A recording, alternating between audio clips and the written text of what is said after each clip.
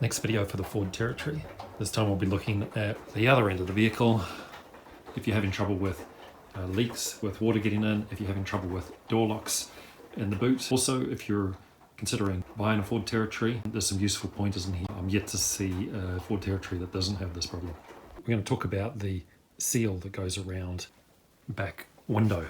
This has its own seal because it opens separately. The problem I was having here was the latch for this glass wasn't working.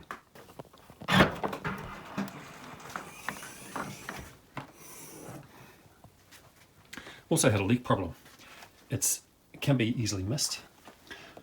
Look underneath here for water. This pops up. I've cleaned all of this up, but that was full of water and creating a great place to rust. Where was that water coming from? If we look up here, so there's a seal that goes around the main liftgate. There is another seal that runs around this glass.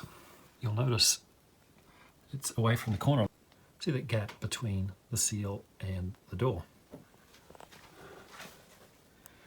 Same on this side. Great spot for water to come through. Now that water's not going to spray around, it's going to drip. It's going to drip down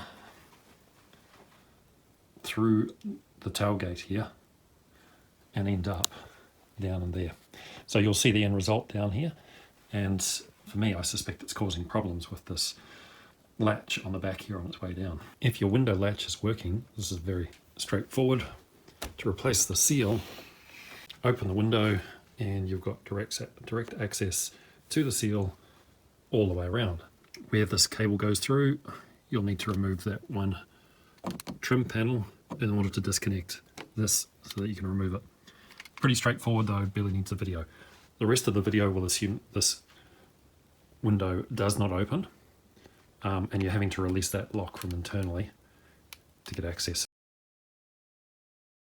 This top one comes out, it has 3 metal clips. The 2 on each side that have these metal clips. Let's take this plastic cover off from underneath here. We'll start with this handle. It hinges from the top. It looks like a 10mm nut underneath. We'll take out these 2 handles so they actually slot through. It's steel there, it's helping hold it in place. Clip on each side. Do that on both sides. Removing the main plastic cover. These are the clips you're taking out. This one at the top is just clipped in over the lock. These little tabs that it's sitting on, and then it's hooked over the latch. If you're having trouble getting that glass door open, drop this down enough. You won't be able to get the front of it all the way out, but drop this down enough. See if you can reach in to this cable and pull that. That's going to undo the latch and you can undo the window. This motor drives the main lock.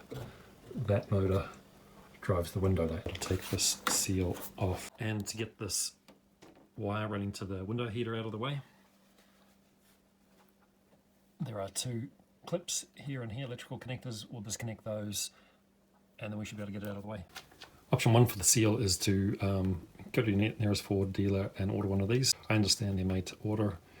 I got quoted about $150. That would be the obvious choice. Being a special order, you might have to wait a month or 2 before this comes in, so cutting might tie you over until that part comes in.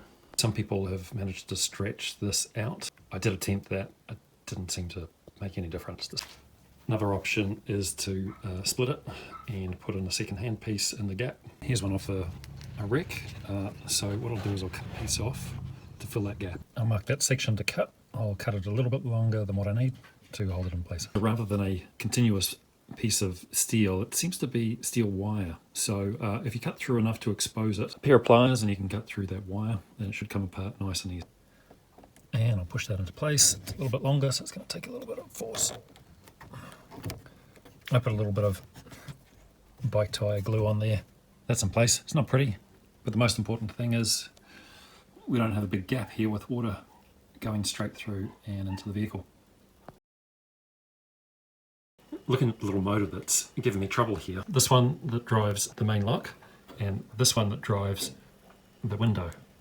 Looking at the part number, you can see they're both the same. 324-83300, 324-83300. To remove door lock actuators, There's 2 bolts, one here and one here. Remove those and we can access the screws on the side of the actuator. And with those 2 10mm nuts out of the way, we can access the 2 Phillips head screws on the side to drop out the actuator.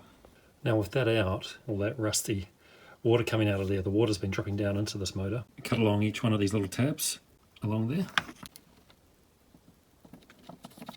Does seem like the problem's down this. These probably don't like being rusty. The motor's unlocking and the spring is locking. This one's taken off a rack.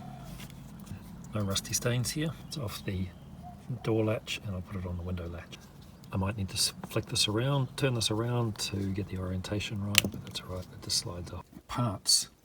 You can buy these new from the Ford dealer. I got quoted about $100, not a huge amount of money.